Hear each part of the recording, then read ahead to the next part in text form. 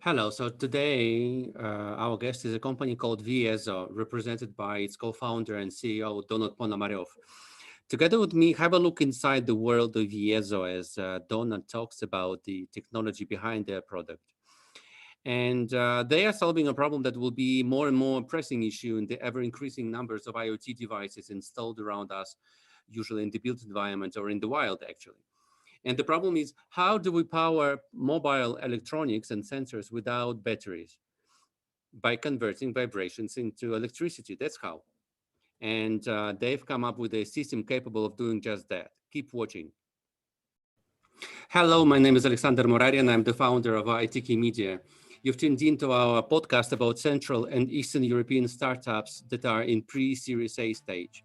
And today's guest is Donat Ponomarev, the co-founder of Viezo. Viezo is a clean tech startup that has developed vibration energy harvesting technology by which sensors and other IoT elements and devices can be powered without batteries. I wanted to say without limits, but that's not yet. Hello, Donat. Hi. So look, as a quick warm-up, energy harvesting as such is an interesting space, definitely. And I found out myself how many different ways of harvesting the energy there are, like solar power, thermal energy, wind energy, and so on. And you mentioned in a couple of video presentations that as far as energy harvesting on the electric side, so to say, there are more traditional and invented and innovational types, and you assign yourself the innovation kind of approach, right? So you mentioned electromagnetic by Faraday, like piezo electric, but ceramics, and then comes Viezo way. So tell me, in a nutshell, why you think Viezo is the way to go for energy harvesting in certain contexts? Sure. So, yeah, basically, in vibration energy harvesting, you can divide into three parts, which you have already mentioned. So, the first thing is the electromagnetic induction, which is the oldest one, developed by the Michael Faraday himself more than 200 years ago. And the thing there that it is, in a nutshell, it's just too expensive now. It develops good amounts of energy, but it's just too expensive now to use. The second one is the piezoelectric as well, but piezo ceramics. Piezo ceramics are probably the worst way to make that happen because it is expensive, it is toxic, and it is fragile. So and it doesn't stand out a lot in terms of how much energy can be generated from it. And the third way is the way which we use also the piezoelectric one. However, we use environmentally friendly material, polymer material. So it is significantly cheaper to process and to develop and establish on the vibration energy harvester. So also it uses way different construction comparing with the electromagnetic one. So far our construction has a bit lower energy generation, the power output basically, than the electromagnetic induction, but we win strongly on the price point. And what we can see is that, well, sky's the limit in terms of how much can be achieved in further, and basically in 2 years, in 3 years already, we have achieved very significant results with very low funding. So with a great amount of funding and an army of engineers, we can achieve significantly more. That's why we call it innovation. So before we dive into the solution itself and the product, I was trying to understand the logic behind the name of the company, Viezo. And then after I read a couple of articles with you and so on, it just clicked in my mind. Viezo is almost like piezo, where piezo is the pressure, and Viezo, you're playing on words with vibration, I understand, right? Correct, absolutely correct. So that was an interesting part when I came up with that name. So when I came up with that, I thought, wow, that would be fantastic. And obviously, the first thing to check was whether the domain is available. So unfortunately, .com was not available. So we went in with the .co. But then we got some issues with our email that with the CEO, they usually go into spam because that's a Colombian domain. So we had to switch to Lithuanian one. And we're still seeking for the .com one. So let's hope that one day we'll get it. Yeah. Are you in negotiations with the owners, current owners? Not yet. We're not focused on that thing yet. Maybe at some point in the future. Right now we have more bigger things to do than the domain. More piercing issues Correct. on your plate. Yeah. So round one solution, Donat. What is the actual product and solution that you are developing right now? Because I understand there's the polymer part, but also the hardware part, and like combined, this is the IoT that you are trying to put together in the market, right? How do you explain yourself for? That's right. So yeah, you can divide that into separate parts. So there's a polymer part which has to be processed in a certain way to generate that electricity to become piezoelectric. So at the very beginning, we have tried to process it on our own, but then we understood that we cannot do it cheap. So we need some serious machinery to make that happen. And instead of that, we've just started to look for providers, for suppliers who could provide that processed polymer. And luckily, we have found several.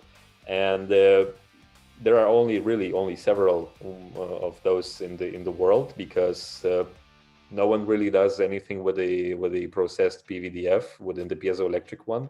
And well, according to our knowledge, we're yet the only one company in the world commercializing the vibration energy harvesting with that material. The reason behind it is that no one really could achieve some reasonable amounts of electricity from it. That's why there are no other companies.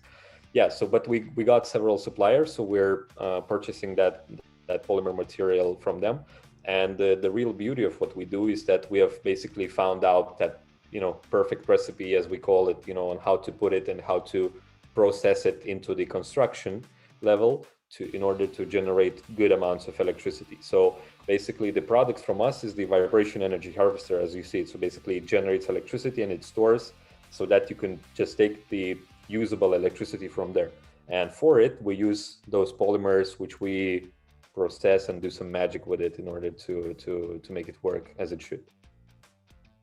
Yeah, you mentioned the magic, and is this magic already protected by the patent, or is it still ongoing? And what's the plan to increase the defendability? So obviously, we have filed the international PCT patent in August 2020. So it is patent pending yet, and no one really knows when it's going to be granted or denied. Yeah, so we're hoping it's going to be okay. And obviously, we're planning to file a cloud more patents, because in the hardware industry, in the deep tech, you just need to file as much as you can. And and for that, you need some funding. So basically, yeah, we want and we will file many more patents hopefully in 2021, and later on, probably even more. Okay, so Donat, now let's go through a couple of samples, let's say, I understand, of the IoT devices that you are developing. So first one, energy harvester strider. Couple of sentences. What is it? In what context do you think this will be useful? That's right. So this product is basically a testing product, a development. We have assembled several development kits for companies just to try it out, to feel what it is, to see how much energy it generates under which conditions, and basically to understand what's the product. So that's what it is. And basically, if we go on with the company to find the best application of their needs, we usually take this strider and redesign it for their needs and then scale it. Okay, yeah, great. Next one, autonomous sensors, Sonora, VT, HT. And again, what is it? In what context do you think this is helpful? And is it already practically implemented somewhere? Oh, it's still in beta version. Sorry. Yes. Sorry. Go on. Yeah. So those sensors, they will come out in May, so in a month approximately, and there will be three different versions. So that's going to be vibration plus temperature, then noise plus temperature, and humidity plus temperature. That's how the names are coming from. So in those sensors, there will be vibration energy harvester inside within the sensing part. So yeah, it's going to be an autonomous sensor, which is based on LoRa connectivity. So it will be sensing the data and sharing it via LoRa network. Like meshed, right? Yeah. So, and again, just to understand, this Viezo Sonora sensor is supplied or is equipped, should I say, with your solution that will make this sensor autonomous for longer. Exactly. Okay. So inside that sensor, there is an energy harvester also, which is basically, will be supplying the power for the sensor autonomous to make it autonomous.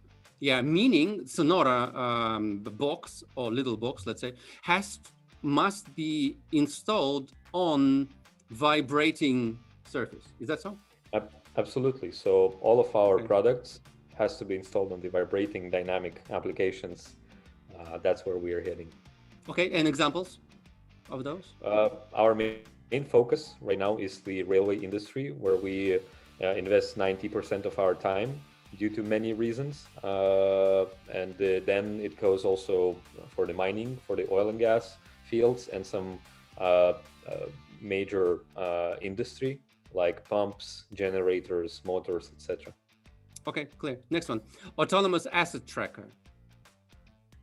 Yeah. So this one is also coming up in May, and basically that's a very nice product. So it, as every other product from us, it will be equipped within the vibration energy harvester inside to make it autonomous. And basically this product will be able to locate the asset using three different versions of connectivity. So that's either GPS sniffing, Wi-Fi sniffing, or LoRa triangulation.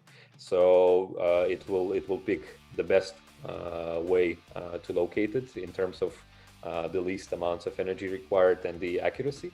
And then we'll share the data via LoRaWAN as well. So we're using some pretty nice and decent new electronics from the LoRa parent company Semtech. And we have turned that into the autonomous, we're turning that, into the autonomous sensor very soon. Yeah. And what is the asset here? Define asset in this context, autonomous asset tracker. So something is moving around and you want to share its location, right? And what it can be, yeah. The number one application for that is obviously, since we are tackling the railway field, so that's going to be a freight trains. So one of our goals for the upcoming time is to develop a list of smart solutions for the freight trains, because freight trains are probably the least innovated area of the railway industry, and the railway companies really want to change that dramatically in the upcoming years. So the number one application for that is going to be freight trains. Why do they need these? Because, many different reasons. Some are getting lost, some are getting stolen, some are getting damaged in the places where they shouldn't be. And basically, in the other type is knowing where your package, or I don't know, whatever you're shipping is very beneficial for the shipping company. Can it be installed in a car as well, or it doesn't make sense? For a car, it doesn't really make sense, because in the car there are plenty of ways to supply power for the energy GPS tracker, so it doesn't really make sense for the car. Okay, let's move on. And now, final one, vibration data logger, yeah, Terra X, almost like SpaceX. I thought myself. Yeah, basically the Terra X is the complementary product for our lineup. So this one doesn't have a vibration energy harvester inside. It's a battery powered, because it requires a lot of power. And what it does is basically in our roadmap up until today, we have been getting many requests for with the questions like, would it work there or there or there, you know? And we were thinking like, how do we know? We have to find some, we have to develop something so that would be easy to measure whether the energy harvester would work in that application. So that's how the Terra X came. So basically, that's the vibration data logger device, which you just install on the application of yours, desired application, and you just can leave it for a day, for several days, for a week. Actually, even it says there that up to 7 days of continuous work, but we can reprogram it to make it work significantly longer. So basically, you just leave it. It collects the vibration data. You then just take it out via the USB, share it with us, and we evaluate the vibrations. If we see that there is a potential in terms of accelerations and frequencies of the vibration, we come back and say, yeah, there is a thing we can do. Sometimes we even replicate the vibrations on our machinery in our lab, and we install the strider there, the energy harvester, and we check how much energy can be potentially developed there. So if that's the case, if the vibrations are good, we then go on into diving deeper into that application. And when it's not, we just say, sorry, but we can't be valuable there. Cool. And 7 days is at least one cycle, one full cycle of any movement or anything you could measure, right? It's exactly. long enough period of time. Okay. Yeah. Donut, yes, okay. And so all those several types of IoT devices are needed. Why? What's the logic behind the solution and behind the company, basically? Take us through this graph here. Sure. So currently, most of the wireless IoT sensors which are installed in the industry are powered within the batteries, and it is calculated that the battery lasts in those wireless sensors usually approximately 5 years there, depending on many things, but let's say the average is 5 years. So some last longer, obviously, some last less than that, but let's take the average of 5 years. And also it is calculated, not by us, that changing just one sensor's battery costs approximately 150 euro, where the major cost is the human labor, not the battery. Battery is only several euros, but finding the sensor, defining the sensor, changing the battery, coming there, and plenty of different process, which takes a lot of time and money. So yeah, that's how much it costs. So if we would say that the sensor with a battery costs approximately 100 euros to purchase and install, so the sensor with the implemented vibration energy harvester of ours would cost approximately 150 euros, as we are about to price it at approximately 50 euro level, depending on the volumes. And so in 15 years time, there will be 2 battery changes in the sensor with the battery solution, which will end up costing 400 euros in total, while the energy harvester backed sensor will have its cost exactly at the same level. And our goal is to reach those 15 years. So in the x-axis you can see the amount of years, and basically that's the logic. Okay. So basically the savings gap is significant.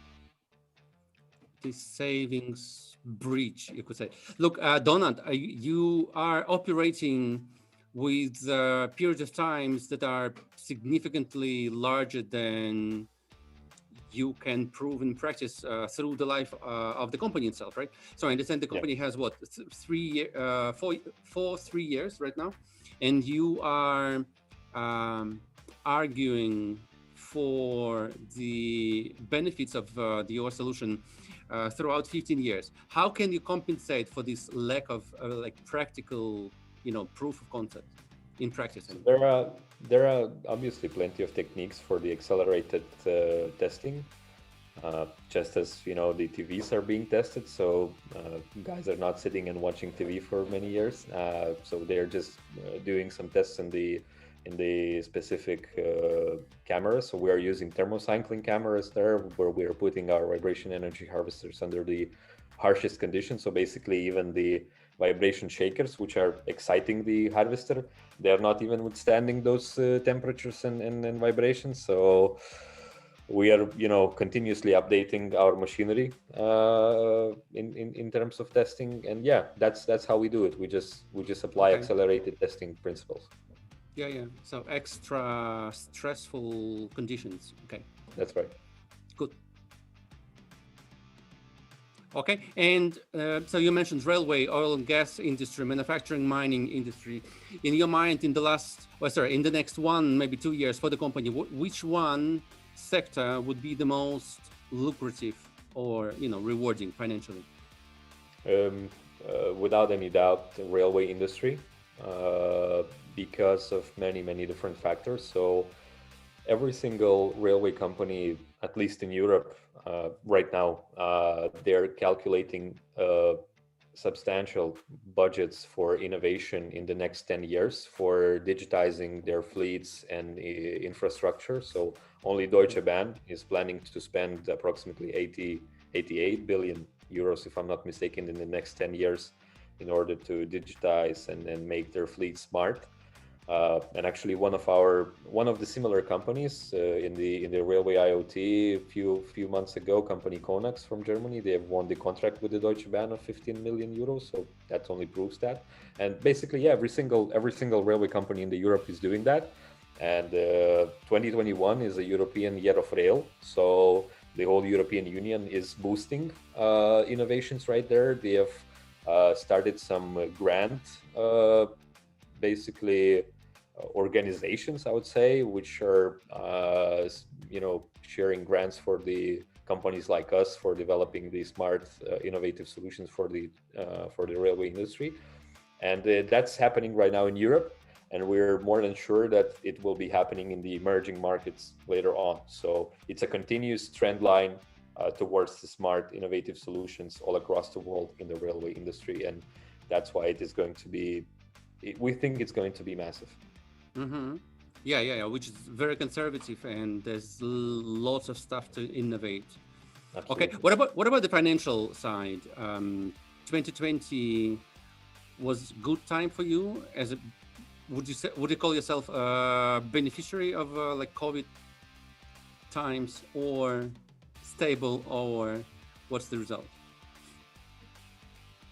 And the answer is I don't know.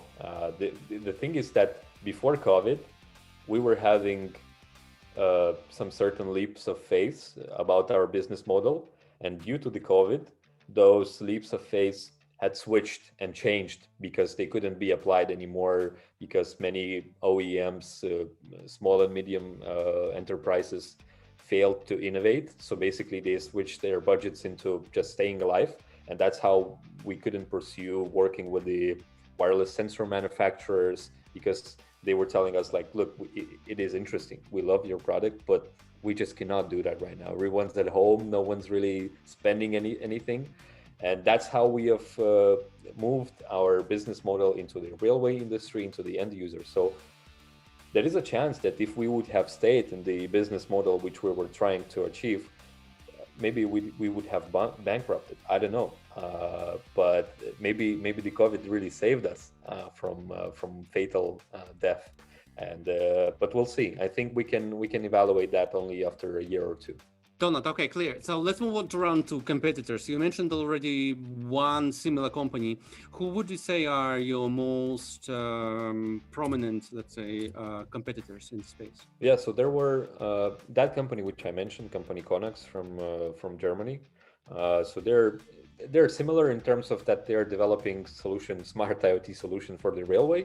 That's the only similarity. So they're doing some interesting device and software for monitoring the switches on the rail tracks. That's what they're going to do with the Deutsche Bahn. So they have some different products. They cannot use our product for many reasons and stuff like that. And in terms of our direct competitors, so there were one company from UK, which was not a startup anymore, and they were doing vibration energy harvesting based on the electromagnetic induction, and they were also doing the plenty of sensors and also software for the railway industry. So their focus was completely on the railway industry. And eventually they exited for Hitachi Rail. Yeah. So and we think that their product is very good. It's very nice. However, again, the problem of the electromagnetic induction is that it made this product expensive. That's why it probably couldn't scale so much in the market. So there are also several other companies, startups, mostly in Europe, which are developing also those vibration energy harvesters of the electromagnetic induction. But those, they did not have defined application for themselves where they're focusing right now. So they, at least on their website, their marketing materials, they're sharing that they're doing it for the automotive industry, for the general industrial field, for railway as well, for some other applications, but there are no like a major focus. So and since we are switching purely into the railway industry, so again, time will show after the COVID who are going to stay the real competitors for us and who are not. And who of the companies that you mentioned are also basing their innovation on PVDV, right? On this polymer materials? No. Nobody, right? Nobody. Okay. Well, according to our knowledge. And this gives you this pricing arbitrage, so to say. That's what you are counting on. Okay. So no matter how advanced they are and how many contracts they sign with big railway companies and so on, if you succeed with the combination of polymer IoT and this vibration energy harvesting and so on, this in the end will give a cheaper device. I understand. Significantly. At similar performance kind of and capacity, right? So basically, to give you a better overview, our engineers are very much advanced in terms of developing the sensors and making them very low power. So our technology of vibration energy harvesting, it develops less power than the electromagnetic induction, but we don't need that much power. So that's basically a trade-off. They're paying more for a bigger power, but why to pay more when you don't need that? So we develop as much as we need to make it autonomous, so we don't need more. So basically you pay less and you get what you want.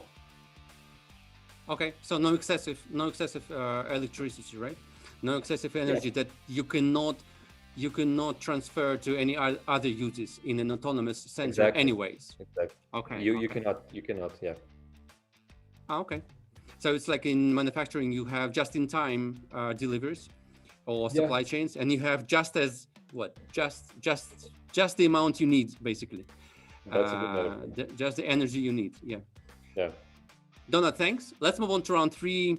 In the last year or so, or just in the whole history of the company, actually, what would you do differently today, knowing what you know now? I would obviously try to apply the lean startup methods significantly more often. So that would probably help me as an original founder at the very early stages, and us as a company, to save much more money, to save much more time, and probably move significantly faster than we have did. So yeah, that's the number one principle I try to keep in my head, to keep applying the lean startup methods. Look, interesting. And what exactly was not according to lean startup kind of methods or principles, you would say? One or two areas. So at the very beginning, I've really done a lot of stupid things right there. So we have researched that this PVDF material, which we use, is a great and fantastic to use in the energy harvesting. So instead of trying to search who already has a well-assembled PVDF, we were trying to manufacture our own PVDF. So we were just, I don't know, I was signing plenty of forms. I was buying plenty of chemicals, signing forms that I'm not making any drugs. And and then we were trying to manufacture that. In retrospect, in hindsight, it's completely stupid. But then I was feeling that that's the right move. So that's, how I just, keep remembering that I need to apply those lean methods, just move fast and break things. So maybe the thinking back then was that you didn't know how difficult it is, basically, right? To produce, to put the formula together and so on. Or maybe Obviously, you but just hoped you hoped to to jump at the like final product quicker. yeah, so basically it's quite straightforward that to buy it from somewhere it's going to be significantly faster than trying to manufacture it on your own. So it's a complete no-brainer. There's no Buy, you don't need. use, yeah, you use products and that you can sell as MVPs and at the same time work on your own, right? Absolutely, Wow, absolutely. interesting. Yeah, Interesting. and then the next thing about probably why I'm a bit hesitant, why I didn't do that. So especially in the hardware field, I think like you have to really fake it till you make it. So you cannot just wait until your technology is completely ready and then just go on and try to share that. If it's good that we have started doing that, and we were honest about what we do. We were not telling lies for anyone. We were telling like, look, this is the stage of our product, but so that's where we are. That's who we are, and is it interesting for you? So basically, yeah, I think that's crucial for any startup, but especially for the hardware startups, that fake it till you make it. Get the traction, get the commands from the market, and then at the same time get the product done. And start running the feedback loop with your clients, right? Perfect. This one Yeah, of the yeah, perfectly said. Exactly. interesting. It seems so like taken from the book of a startup, right? Yeah. Why do you think you took longer to to make your product more perfect, let's say, or closer to perfection? I understand. With and not went into the market with the MVP. Basically, is it the case that the industry itself is expecting like higher level precision, higher level of readiness, and this is just the client kind of expectations that you have? So first of all, uh, our MVP was done at the end of 2019, and back then we have assembled several test kits or development kits, if you will, which we were started offering, and basically we have sold, I think, something like 10 of those development kits all across the world in the first quarter of 2020, and everything looked great. So yeah, we have sold those MVPs, and we were trying to make that happen because me and my co-founder, we're coming originally from sales and marketing field, so it's like in our blood to be selling, to cold calling and reaching out. So that's what we were doing. But then the pandemic came, and then it just mixed all those things completely, and that's what it made us to rethink our business model. And right now, once we're approaching that railway field, it's different. We cannot sell that many development kits because they don't need development kits. They need final product, or they need a proof of concept project where we can develop something together with them. With the development kits, they will just basically do nothing. They will, if they will buy it, they will put it on a shelf usually. So that's a different way to approach a different market. So many times, as soon as we are touching on the mistakes or something that would be done differently, founders that I meet on this podcast basically very often mention that they sooner into the market, go sooner to the client, and that's probably one of those things that that is different from Central Eastern European or European startups and, let's say, American startups, right? Where the culture of just getting into the wild and just try to beat around the bush, the sooner the better.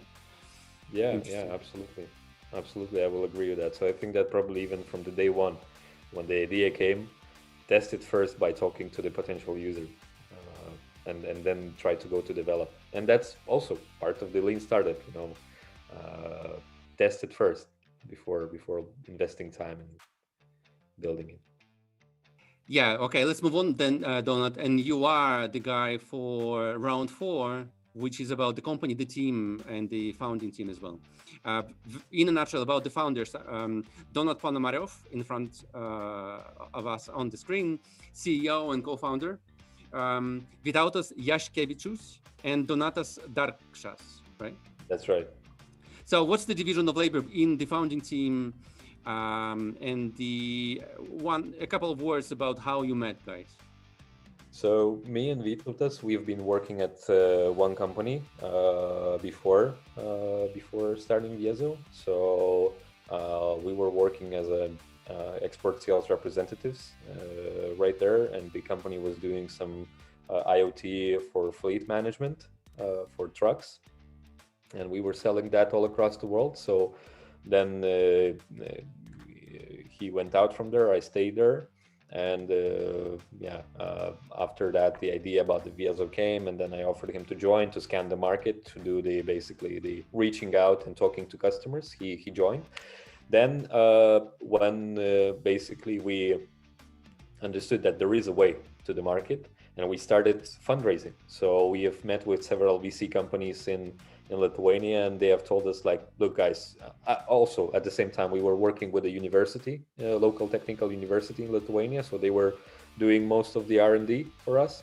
And basically those VCs told us, like, you cannot fundraise without CTO and just have a university in your bag only. So that's not possible. You have to find a CTO, and that's how we went in on looking.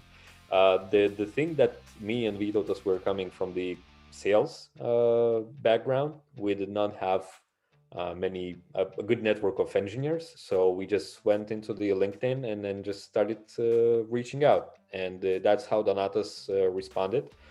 And we're extremely lucky that he responded and he decided to join, because when he responded, we thought, like, okay, let's meet at the university. So we will talk with those guys from the university, because we ourselves, we wouldn't be able to evaluate his knowledge or something. So we decided that the engineers can evaluate the engineers. And then after that talk, the guys from the university told us, you will never buy him because he's just too good. And eventually we did. So we're extremely happy. As far as we know, he's extremely happy working with us. So it was a very good match. So in terms of our roles in the startup, so I take care of all the business part, basically Vytautas is taking care of sales and marketing, and Donatas is taking care of all the technical part, and I take care of everything else. So those are our roles. Do I understand correctly? Of all the founders, you are the youngest. Yeah. And Donatas is the most experienced. Yeah, that's right.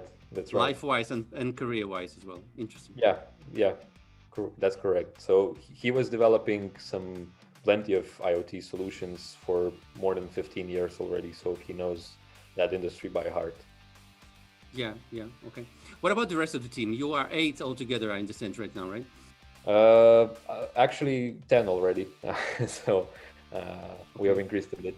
There is an old information on the slides probably. So yeah, we're 10. So the rest of our team, we have 2 more people in the business development and sales / marketing, and the other guys are in the mechanical engineering, electrical engineering, and some doing also some manufacturing, which is required for us to develop those testing kits right now. So okay, yeah. Are you hiring now, and do you have any hiring plans for 2021?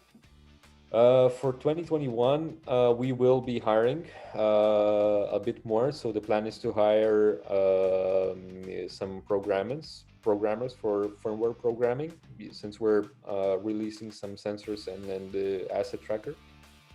So we will need also one more firmware programmer, and the electronics engineer as well. So those are the ones which we will be definitely looking for. The other ones, we will see how the situation will evolve. By other ones, you mean probably non-technical side, right? No, technical. Ah, Because okay. in terms of business development part, so we feel like we have a full hand of people who can take care of all the business development and marketing efforts. So that's okay. But in terms of engineering, as mentioned probably in the at the start of the podcast, that we need an army of engineers, and it probably won't be enough. And to hire an army of engineers, you need, of course, funds for that. And that's where we breached. That's how I breach our conversation into round five, Formula F3, as we call this. And our definition of F3 is funding for the future. But as far as funding by now, I understand in 2020 June, more or less, right? You managed to close pre-seed round of 180,000 euros with investors like Leadban, which is Lithuanian business angel network, and alongside with Co-Invest. That's I right. understand. Anybody I missed? So that's it.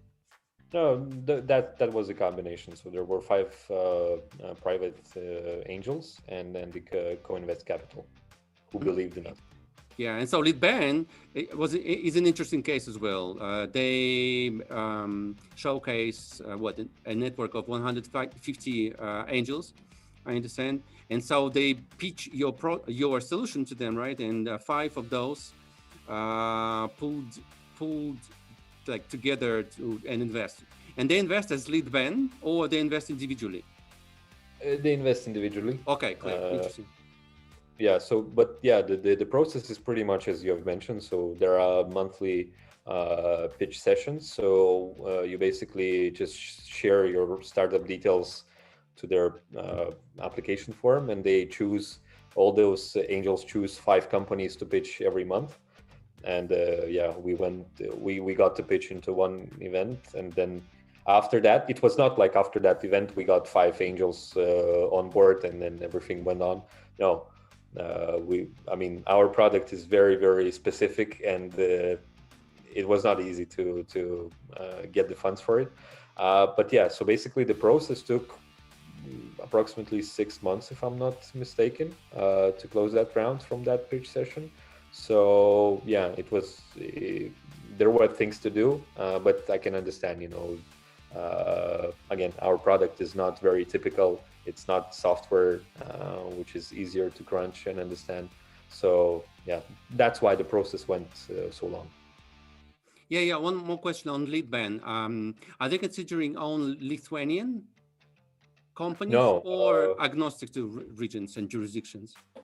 as far as I understand, I know that they're agnostic. So and I know that from the pitch session we were there, that there were company from. I don't want to be mistaken, but I think there was a company from Australia even. I'm not. I think so, or like Australian-born UK founder, something like that. But also from Latvia, from all the other countries. Yeah, so there were outside companies as well. Okay, so back to Viezo now, Donat. What about the next financing round? You have ambitious plans. You mentioned some of them, of course. Do you have any plan right now? And what are they for the next financing round? Yeah. So the next financing round of ours is planned to be done for the October/November this year. So that's going to be a seed round, and we're estimating to raise approximately 2.4 million euro right there to establish our manufacturing, to grow and strengthen our engineering and business development teams, to start operations in DAC in Munich probably, but we'll see. Yeah, and basically try to go. I say try right now, but we'll escalate that word later. So try to go into the software part of the business by adding the MRR into our revenue streams. Yeah, of course, with MRR and fully established, it will be easier then to plan the A round at some point, right? Obviously, Okay. yeah. I know it's pretty early, but I like to ask this question. Do you have an exit plan right now, or what would be the ideal exit plan for yourself? Honestly, I don't know. We have some thoughts which we share internally in our team, but those are like they're not supported by any facts and arguments. So right now we're not working for exit. What we're really stunned of the possibilities of the market we're tackling in. So that's why we're not even thinking about the exit right now. So we feel that there is a, if the product is going to be working as it should, the energy harvester, then really sky's the limit for the possibilities right there, and we're not planning to sell anytime soon. Yeah. And by the way, to reach the moment when you are sure and confident whether or not this is a scalable product, what do you need for that? And when do you think this will be this decisive like moment and bifurcation in the history of the company? You know. The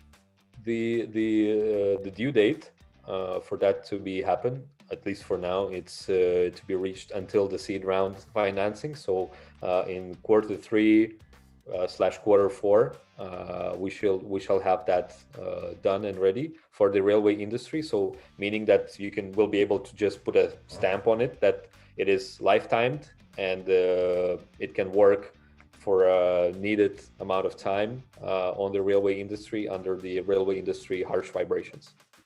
So, guys, everyone watching this podcast, you are almost witnessing the birth of a supernova that will go off, let's say, somewhere during 2021, and we wish you this success and to reach this as soon as possible. Thank you very much for the chat, Donna. Thank you, Alex. All the best. Bye-bye. Thank you. Bye-bye. So Viezo is yet another startup from Central and Eastern European region that has joined our pre-A club. That's it for now, but there's more to come. Bye-bye.